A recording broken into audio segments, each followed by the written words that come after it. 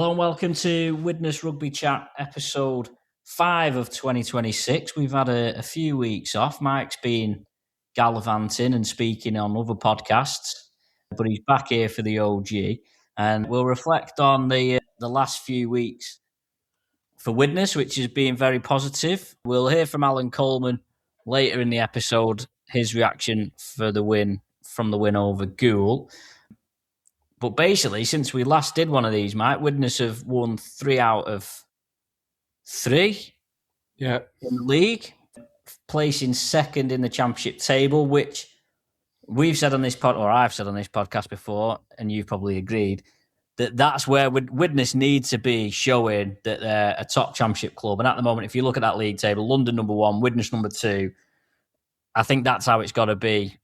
At the end of the season, there's a long way to go, but Widnes have put themselves in a good place. 100%. I think top 3 should and is the target without a shadow of a doubt. I still believe second is on if we can keep this deep squad that we've assembled now fit. Things are looking good for Widnes at the moment. I'm pleased for Allan Coleman, pleased for him because casting our mind back 2 weeks ago, we're going into this game against Oldham, and let's have it right, it was a massive game. It was a massive game. It was a massive game to see where Widnes was really at after a great Challenge Cup effort and then a little bit of a dip against Workington, but still got the job done. But we've kind of seen under Allan's tenure, he's a motivator. There's no doubt he can get us up for the big games, pull off some shot results against big spending clubs. But, last season, again, consistency was questioned. And last year he had a lot of injury trouble. And, after 2 years in, you can almost say, right, well, in year 3, the squad you've got is yours. In year 3, he's had options really that almost seems for the first time. I think last year and the year before, we certainly seemed thin on numbers and, we never quite caught up last year with our recruitment. I think the number of short-term loans that come into the club suggested that. And you fast forward time to this season and, really there's only Juma Sambo who's coming on loan, which you know and hope is going to be there for the rest of the season, which is great. But, we went into that Oldham game for the first time with an abundance of options. And, it was like, let's see how we go now when there's some tough conversations, tough calls to be had and how that squad is managed. Do we get it right? And then keeping people happy that might not, might lose the place. And ultimately, Jack Owens, massive call against Oldham. And I've got to be honest, he got it spot on. It worked for him.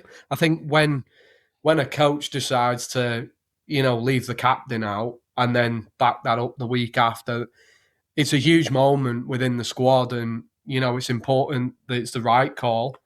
And it's proved to be. And, I think in the interview that you did post-match this week, James, I think the reaction's been good from Jack and the players that have been left out. And there's real competition for places now. And I firmly do believe that you need that to compete at the top of any league. You need the most options available, in comparison to the teams that you're competing against. Yeah, I think fair play to Allan. I take my hat off to him. He seems to be managing the squad brilliantly, keeping people hungry. But the big calls, he's got spot on. And I think another example of that is Matt Fleming on the flip side, where, up at Workington, he pulled out a couple of things that got us over the line in that game. And he's kept his faith in Matt. And, the rewards are there for everybody to see. And, It's exciting times, and just moving forward into that Goole game. I think another thing, and I'd just like to pick this up before we go back to you, James. But I've critical is probably not the wrong word, but an area of improvement for Widnes was being clinical with the ball, putting teams away, going back to back with tries, and putting teams under pressure on the scoreboard. And although, Allan will be disappointed with them last 10, 15 minutes, and there's a couple of lapses in defence again, we've shown our scoring power as well. And to me, when you're showing scoring power, that's a confident team. So things are looking good. Yeah, I think just touching on some of the things you mentioned, the squad situation, I think, is much better than it has been. I was very surprised and a little bit disappointed to see negative comments from people. I think it was on the Jack Horton loan deal to Rochdale, where there was a few comments from people, "Oh, what a joke!" Or not what a joke. Why are Widnes doing it? What's the point in having these players? Why is he not playing? Why sign him if he's not going to play? And I think I'm disappointed in them comments, because I think it's almost like the club can't win no matter what they do. If this time last year you're moaning because they've not got squad depth, or you're having to bring in players from other clubs, and then this year, because they've got a solid team and there's players on the fringes who need game time and you're loaning them out, people are still complaining about that. Now, where I think actually the way I think you could, the only question mark I would have over the situation is how do you keep those players connected to Widnes? Because ultimately, when you're it's different to when Super League teams are loaning players to Championship, because ultimately, if Widnes get a player from Super League, he's still training with his Super League club in the day, and then he'll just train with Widnes on the evening. Whereas, the lads at Widnes have got out at Salford, they're not training at Widnes because they're training at Salford. Do you know what I mean? And that's the only slight negative about it, is that, yeah, okay, these players are keeping fit, and ultimately when they're, when you need them, you can call upon them. But how integrated are they with the wider squad because of that? But I certainly think that's the only negative. But I think if the decision's being made, that's how they want to run it. I think that's a sensible, and if the club can afford it, I actually think it's a positive in terms of it shows the club have got not necessarily a vision, but it shows that the club have got something about them that, well, we're happy to carry a squad of enough players that we can loan some out, rather than just pulling in players from a Super League club. Now, I wouldn't be surprised, by the way, if Widnes do end up with maybe a forward from a Super League club in the not too distant future. But I think it's unfair to be critical of how that squad's being managed at the moment. And as I say, I was a bit surprised when I saw some negative comments on the Horton thing. In terms of the squad selection and things like that, ultimately, having a squad provides that kick up the backside for some players. And I think we've seen that with a couple of them, where, and I think probably Matt Fleming's, probably the best example. He's not scored that many tries, has he, in the last few seasons? Playing at centre, he does okay, if you know what I mean. Whereas now, all of a sudden, he's scoring tries. What's he had 4 over the last 3 matches, 4 or 5 even. 5. Yeah, and all of a sudden because he knows that ultimately he's got to play well to keep his place in the team. Whereas certainly an argument over previous years was that players were only in the team because ultimately there was no one else to go in. So it's a far healthier position for the club to be in now.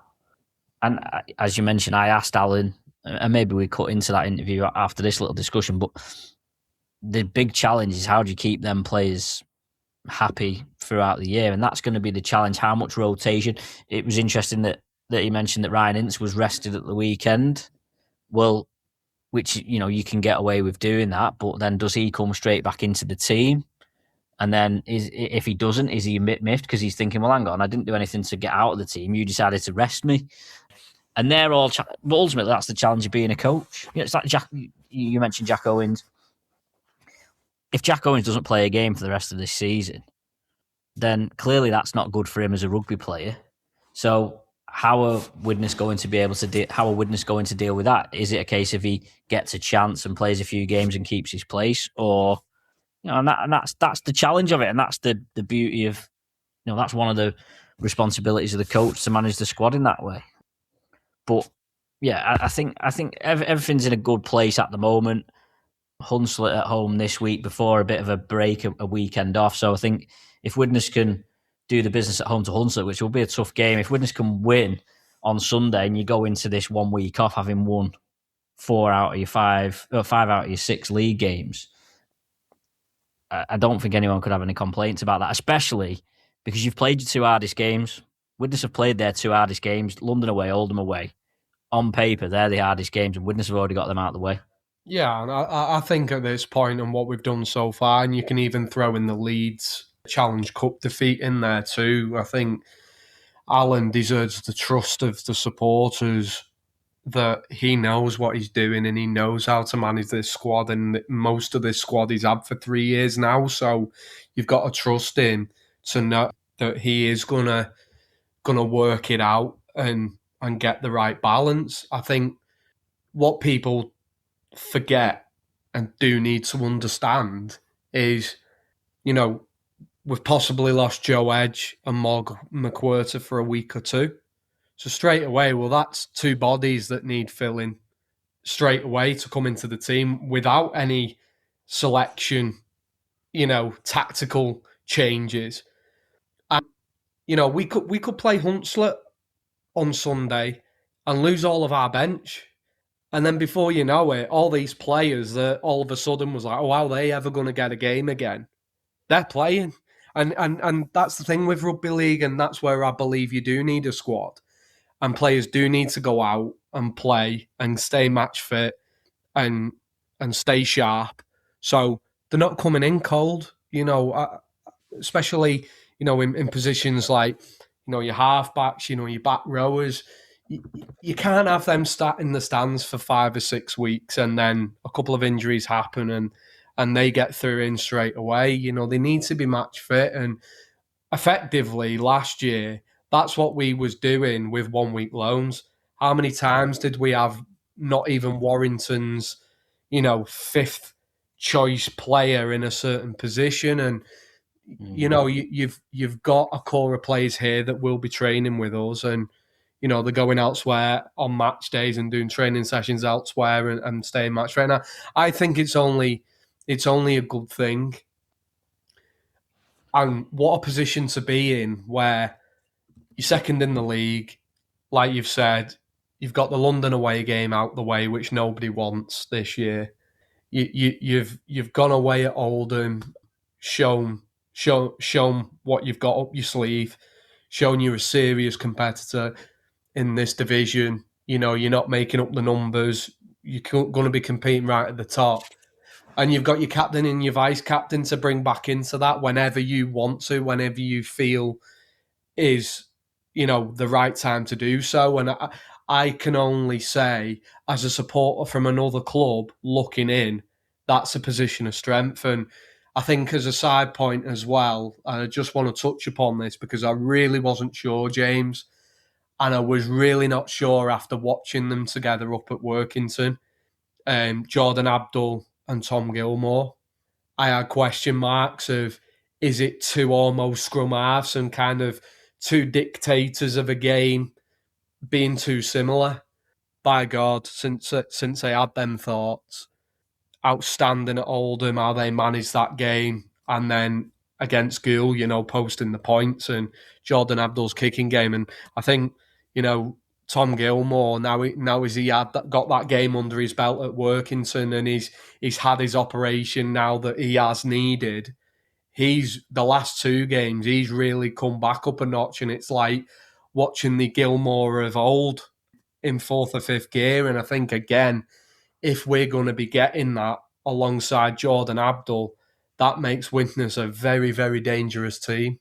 Well, I think the benefit of that combination is that Abdul clearly is your first. You want to get him the ball to kick because he's got good length on the kicks.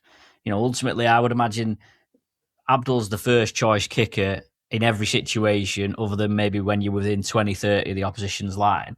But the beauty of it is that then means that he might get targeted, but then it frees up. And I think there was a couple of examples of that against Goole, where because the defence sets up to try and get at Abdul, if Widnes then get the ball to Tom Gilmore, he's got more space than he maybe would have last season because everyone was expecting everything to go through him. So I think that's where there's a benefit.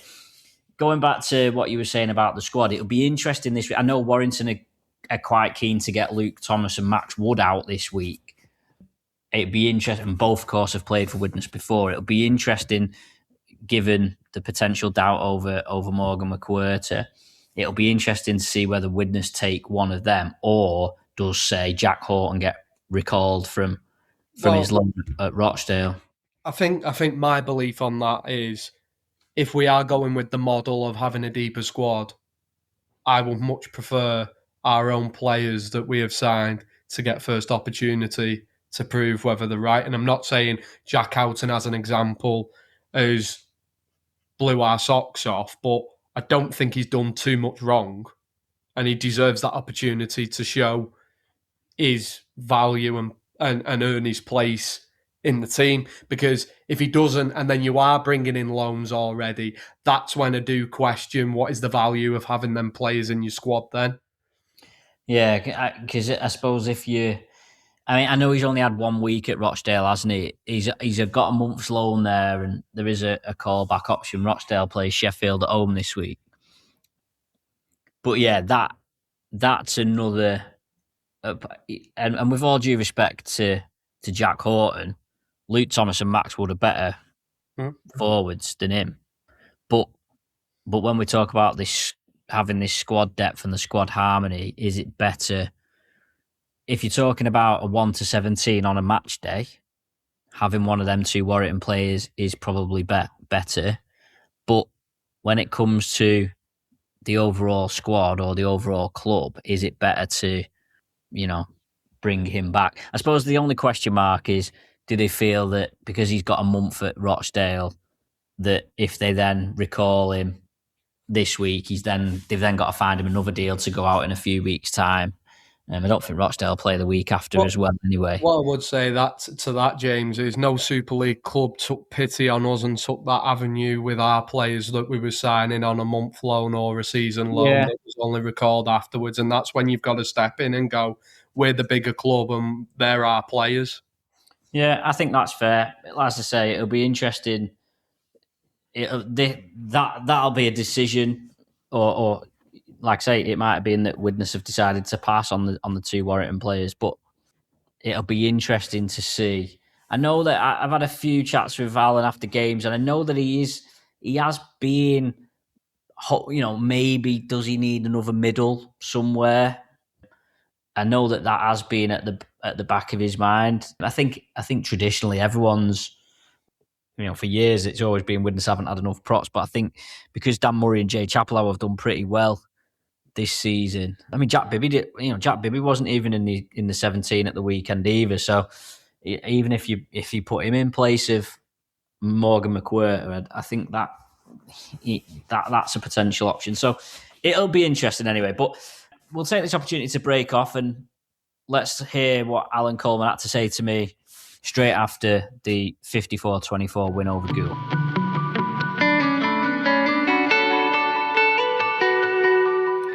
Allan Coleman, really good win last week. Important to follow that up with the win, and certainly the manner of the win against Goole today. It was a comfortable one in the end.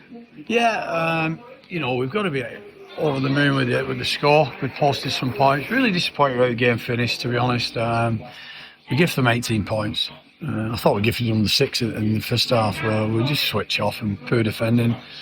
Just frustrating because I think we were 100% in the first half. We didn't drop a ball and we didn't give any silly mistakes away, and that's when we're good. And you can only play what's in front of you, and I just thought how we moved them about, and frustrations kicked in. I've never known the Rooks are slow. We're going through some new rule changes now, and I think somebody didn't get the memo because that's the slowest game we've played in.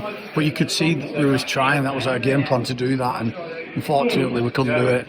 But I was really pleased with, our middles work more than anything. They find space all the time and created that energy for us to play on the back of it. So yeah, I mean, first half you were almost going at a point a minute 34-0.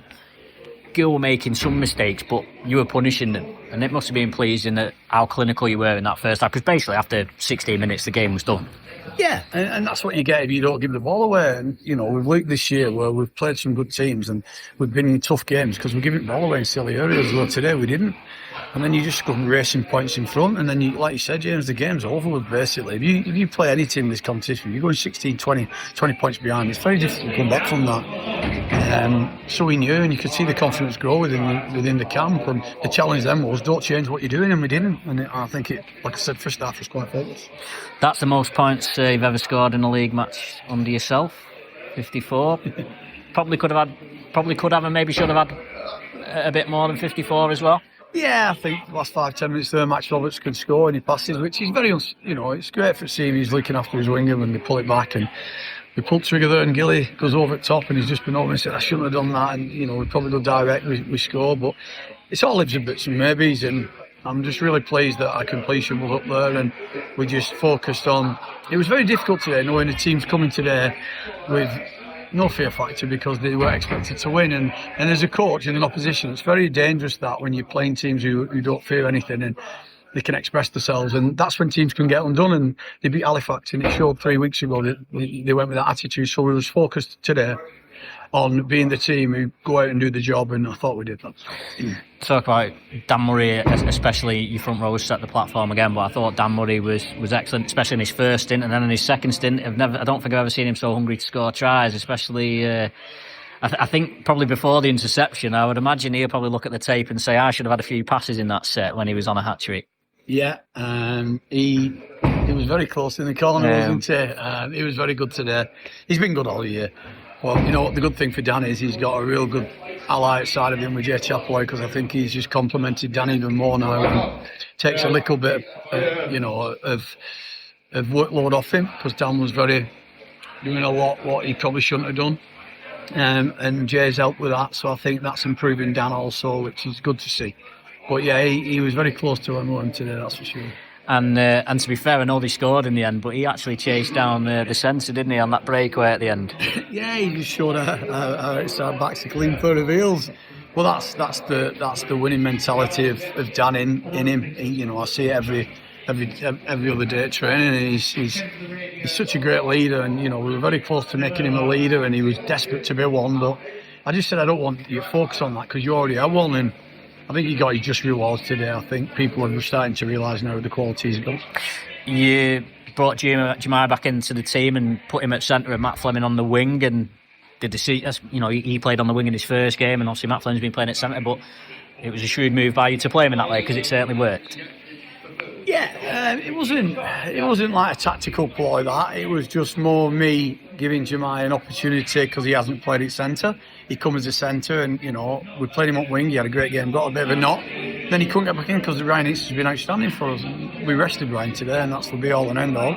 But I just thought I would have put Matt Fleming there outside of Jemai. He's experienced in that area, so we can guide him as well if he comes into under any issues. And then we could always flip him back if worst case scenario if things weren't going great. But I thought he did really well. I thought he's always a threat, ball in hand. He frightens people, he looks at people, and he's bouncing from the left to right, and he's strong, upper body strength's phenomenal. So he took his opportunities, he did really well, but it just shows how well Matt Fleming's playing, because I think he's been our more consistent player in the last few weeks, and he's got his rewards today, and they took some finishing them tries. Well, I'm sure he'll be volunteering to play on Jemai's wing if he's scoring a hat-trick every week. But you mentioned about Jemai there, a couple of times he just bounced up, it looked like he was tackled, he bounced up, get another 10 or 15 metres. How important is it to have someone like that? Yeah, it is. It's really good. We lost Joe Edge after 20 minutes, that doesn't look great. Got Jack Owens waiting in the wings. He's desperate, he's training the house down. We've got Jemai there, we've got Matt Fleming there now, so we've got three options. Max Roberts flitted in there before, and you wouldn't have noticed he's not, we all know the qualities he's got. So we're quite okay in depth this year, and that's the beauty of having some depth. It's not great losing potentially Morgan McWhirter and Edgy, but that gives somebody else an opportunity. Jack Bibby's not played for 2 weeks, and he's done nothing wrong when he has played. I was going to ask you about Jack Owens and probably the other players as well. How are they all dealing with that? Because I suppose, is this a new situation, or certainly it's a new situation for you at Widnes, where you're having to leave out quite a number of players week in, week out, and how are you managing that and keeping it harmonious, if you like, in the dressing room?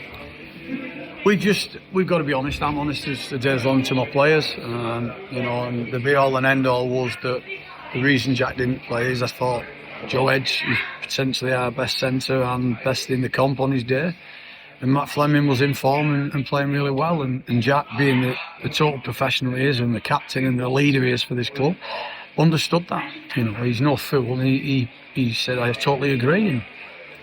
And he just said, it's up to me to get back in, and I'll fight hard to get back in. And he's doing that. He's training the house down, like I say, and potentially there's an opportunity arising again. So I just know, same with Joey Lyons, when the opportunity comes, they're going to jump at it with both hands, and straight away I've got an 100 player coming straight back in. So we've got to keep it. We've got to keep it competitive as well, and we've got to keep it real. So that means without doing it where people are unhappy with it, we do it so people understand why, and that's the key for our squad, and we've got a really good group. So mention the injuries. Was it a calf that Morgan came off with, and what was Joe Edge's problem? Edgy just felt a twinge again in his hammy, same hammy, which isn't great. So that's a bit of a consistent problem there. So obviously our medical staff will look at that and see what happens with that. Morgan just felt his calf, just felt a little bit of a pop. As you could see, one or two players after that, he was really struggling. So that's not great, but we'll probably only know Monday night, Tuesday when we're training. Earlier, physio will go do a job superbly like she's done so far, and we'll reassess it. But like I said, there's no panic from me. I just feel as though I'm quite quietly confident with. If some people don't make it, the lads in the wings will certainly do the club justice.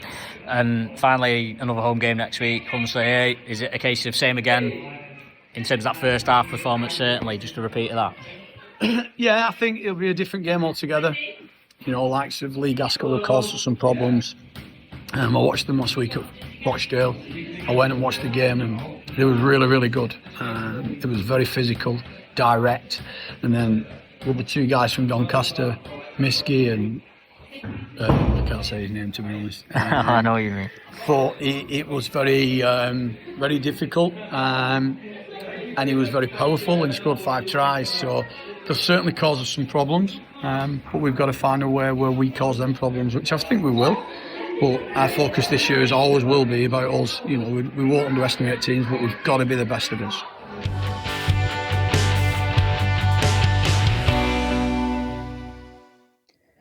So, Mike, let's just talk about the Goole game, because although it finished 54-24, if it had finished 66-12, I think that might have been a fairer reflection on the game. And Widnes were really pushing to score points at the end, and Gilmore threw the interception, and then they got that breakaway try off the scrum at the end, which probably made the score, although it was a 30-point differential, probably made the score closer than the game was in reality.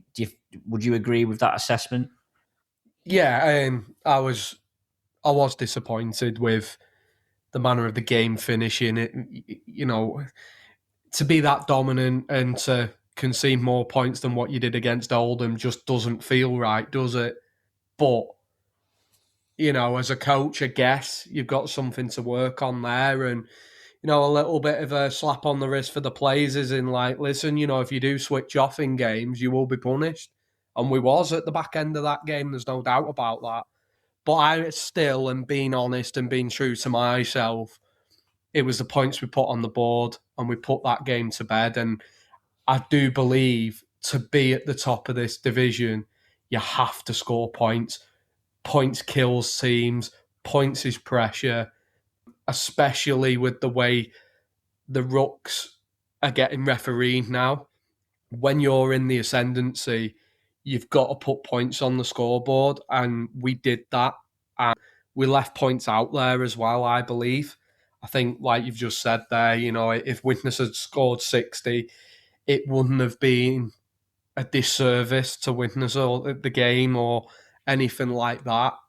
Yeah, well, I think going into the Hunslet game, I think the message would be, come on, let's play to the end. And if we are in a similar position, let's hope we are. We can't have a repeat. But I think still, when you strip it all back, you've got to be happy. Yeah, in the first half, I think Widnes were going at virtually a point a minute after 30, when it was 34-0.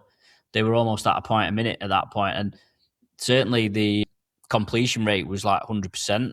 There was very few errors. I don't actually think Widnes made an error. I forget who it was now. There was an error. The first error they made was early in the second half. It was a knock on in their own half. Like I say, I forget who it was. But it was just such like you say, it was a dominant performance. Goole scored a try. It was a nice try, actually. I have no problem with conceding tries like that in many ways. If you concede a try that's a decent try, it was the little halfback they had a shocker, but he put on 2 decent try assists. Despite that, I think, the end was disappointing. But I think I try not to be too downbeat about that because the game was gone. I suppose the only thing for Widnes is that because they got a bit of a shellacking at London in the first game, is they're a bit behind on points difference in comparison to some others. So you could have maybe, even if you'd have won 54-12, you'd have had a 12 better points difference. If you'd have managed to win 66-12, you've added 24. It was maybe a missed opportunity to claw back some of that points difference. Because I think Widnes were level, weren't they, before that game in terms of points difference, and they're now plus 30. So yeah, that's correct.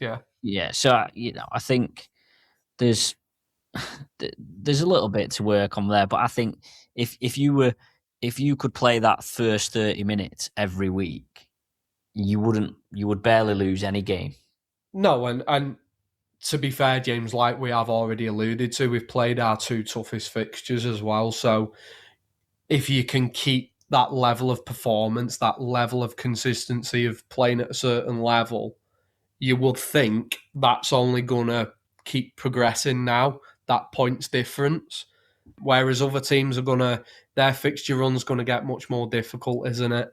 As time moves on. But I think as well what people need to realise, and I'm not saying Goole are going to finish towards the top of this division. I'm not saying that at all.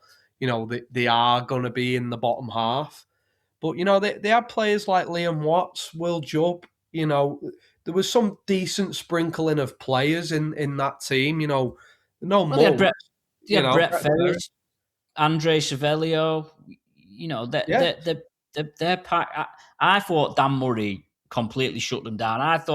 I think they probably came thinking that Watts would be able to at least get them a little bit of a platform against Widnes, and I thought Dan Murray just completely shut. They couldn't handle him whatsoever, and I think he was making meters. He was getting quick play the balls, and usually you sometimes see players will sacrifice making meters to get a quick play the ball. Well, he was making meters and he was getting quick play the balls, and I think Goole. I don't think Goole are a bad side. I don't think they'll be in the bottom 5 or 6. I think they might, if they can get a few decent. Their season's not about playing Widnes away. 2 games already, James. Yeah, I think they've got a chance of maybe having a sniff at getting the top 10. It's early doors. Widnes are fortunate in some ways that they've played more games. Sheffield have won 3 out of 3 so far, but they've only played 3, whereas Widnes have played 5. And then I think Barrow, Doncaster, and Dewsbury have only lost 1 each. So it is early days, but you can only play what's in front of you. And Widnes have now got Hunslet this week at home, which you'd have to say is a game that if you're going to be serious, you've got to be winning. And then the next game in the league after that is a tricky one away at Doncaster. Yeah, and I'm sure the brief for Allan Coleman is, with week off in between as well, is let's go into it with momentum, and then any knocks and niggles into that Doncaster game, it is a little bit like that Oldham game all over again. Whereas if you then get over Doncaster, then the distance and the horizons opens up for you a little bit. So I'm sure that without the team getting carried away, that will be the ambition. But I'd just like to go over Dan Murray and Jay Chappell out. In my opinion, I think I've wrote about this a couple of times in the player ratings, but just to discuss it a little bit now, Dan Murray, for me, has been one of the best signings Widnes have made in the entire championship since we've been in it, in my opinion. I don't think the lads had a bad game in a Widnes shirt. I really don't. And the only thing that you could maybe say about him was he needed somebody to play alongside that had similar levels, so he wasn't taking on as much workload because, like you say, the man's a workhorse going forward, but his defence and his minutes are unbelievable. And then you've got Jay Chappell coming into the mix, which, fair play to Jay. He looks big, physical, strong, fit, and it looks like he's almost left as a lad, done the rounds and, learnt the game and progressed. And he's come back, a man, and he's getting better and better every game. And I do believe, James, and, I think sometimes people can get carried away if a player has a good game or two, but I genuinely, taking away the London situation, I wouldn't change them two starting front rowers for anybody in this league. I really wouldn't.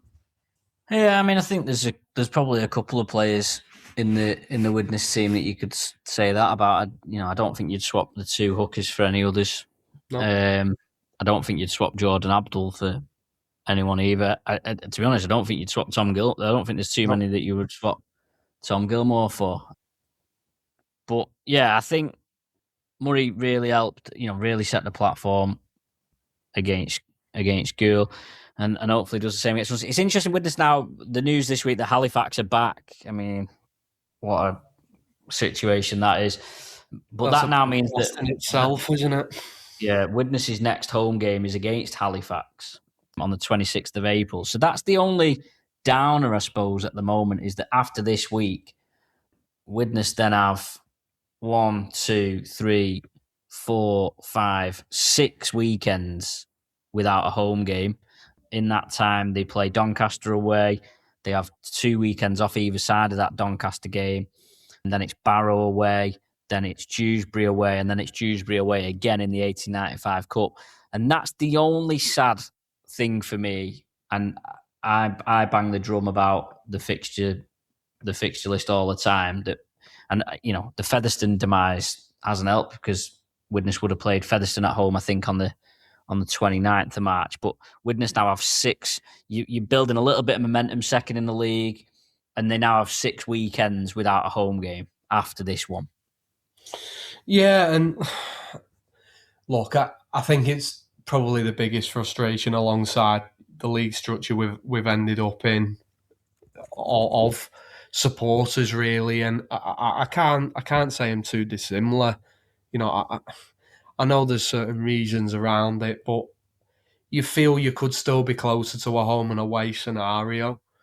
But I think as a club, you've just got to make the best out of it, haven't you? And I think the way the team's going at the moment, if you keep winning when there is a home game, you're going to get more crowds. And, there's been a lot of planning. Some of it I've been involved in, some I haven't, of building up this match day experience. And I think behind the scenes, the attitude of the club at the moment is let's be proactive. And yes, we are away from home for a couple of weeks and there's breaks in the fixture list, but let's use that as an opportunity to be more prepared for home games when they come around. Tweak things, improve things, try things new, keep things that are new that are working, get rid of things that aren't working. And I think at the moment, I won't stroke his ego too much, but I think a lot of that comes down to having the right people in the right job roles. And obviously Tim Holmes is a massive driving force in that. And, he is very, very into his psychology, isn't he? And he's absolutely right with it as well. You've got to create a positive environment, and people want to be in a positive environment, and that filters onto the fan base, and that is what Widnes have got to keep driving forward at the moment. And, touch wood, that is what's happening, which is nice to see, because it hasn't always been like that, James, has it? Certainly in recent times. Yeah, I mean, it's unfortunate. Like I say, the fixtures in April and May are borderline farcical, but Widnes are at home against Halifax at the end of April. Then they're at home to Sheffield at the start of May, and then they play Salford away the week after, and then basically have a month off, which is, obviously there might be an 80-95 cup game in there if you beat Dewsbury. But as things stand, Widnes don't play from the 8th of May to the 7th of June, which is just ludicrous. But at least from June onwards, the pattern is is much more balanced. So in June, 3 out of 4 at home. In July, 2 out of 4 at home. In August, 2 out of 4 at home. So if Widnes can, as you say, get organised and use a little bit of a break to improve the home experience, they do know that at least from the start of June, they do have that element of consistency. Have you got anything else to say about the match day? Obviously, you have a different experience to me on a match day. Of what's going on in and around the place at the moment. Yeah. I think, to be fair, without getting it free plug and stuff, my kind of views was fed back to Tim Holmes on the first Forge episode that we did last week. I think there's a buzz. The Ingots is a stroke of genius. I think it was originally going to be playing cards. I was under the impression that the playing cards would have been a really good place to go, but when it was thought out, it was more high maintenance to sort out and keep on top of. Whereas these Ingots, it's quick to turn over, but kids are absolutely loving it. New kids coming to games that I've seen and know are loving it and engaging with the play. So I think that's a massive success. The halftime challenge, I watch it. I'm not saying I'll ever have a go at it. I don't think it's a patch on the wire flyer, but I watch it. So you've got to say it works, because it draws me in a strange, weird way. So yeah, I'll give the benefit of the doubt on that one. What was ever wrong with a crossbar challenge, Mike? I think. The problem is, if I did that, I can't remember what they're calling it. They'd have to delay the start of the second half if I had to go at the. Well, yeah. Certainly the floodlights might be going on anyway. But yeah. I agree, to be fair, but it's not just me in the stadium. It's obviously, a wider audience, but they're trying things new now. Just trying to think of the other things. Look, I think the biggest problem still, the match day experience, and me and Tim touched upon it, is the bar queues are farcical. There's a lot of work going on with the council, and it's ongoing. It's nothing to do with the staff workers that are on. It's just the bar queues, the blocking the turnstiles, the snake into the toilets, and there's a bottle bar around the corner that had half the queue that isn't open. But yeah, there's about 6-8 staff behind the tills working 3 tills, and it's like, well, if we just spare one for half an hour, so when half an hour before kickoff to just help filter them queues, it would make the world a difference. But I think the biggest thing, we're in the Championship, we're trying to grow back as a club. You've got to keep trying things.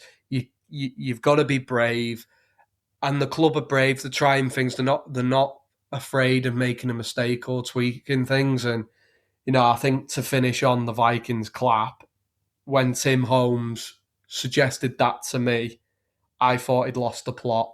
And what he was describing to me, I was severely concerned for him. And I said to him, I'll do it just for you and stuff. And fair play to him again, mate, because the drummers involved think that it was the best version on Sunday. In my belief, it'd be better if everybody stood up, but people are engaging. And I was looking round again, and the kids are absolutely loving it. So again, what do I know? Tim Holmes is the man, isn't he? Not me. Well, we might title that this week's podcast episode. What do we know? That'd be a good seller. Mike, thanks as always for your company.